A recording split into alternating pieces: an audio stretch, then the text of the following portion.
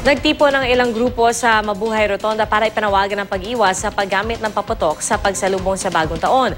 Bukod po sa nakakasira ito sa kalikasan, apektado rin ng usok ang mga taong may hika o kaya'y nakararanas ng hirap sa paghinga. May ulat on the spot si Michael Fahatin.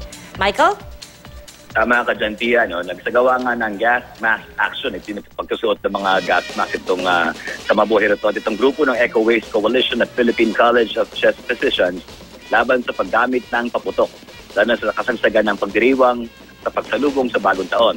Ayon sa grupo, bukod sa maliwanag na panganib na dulot ng pagpapaputok, na daan-daan ang taunang naitatalang aksidente kung saan karamihan ay kabataan na napuputulan ng mga daliri, maliwanag din ang panganib ito dulot sa mga senior citizens, lalo sa mga may sakit tulad ng TB, hika at mga hirap sa paghinga.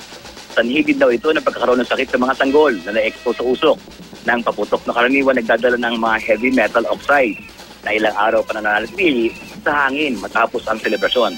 Nanawagan ng grupo sa pamahalaan, Congress at local government units na magpatupad ng malinaw na panuntunan upang ipagbawal na ang mga delikadong paputok na ito na nakasasama sa kapaligiran, kalusugan, talingsabay na rin sa pagpatupad ng Republic Act 8749 o ang Clean Air Act.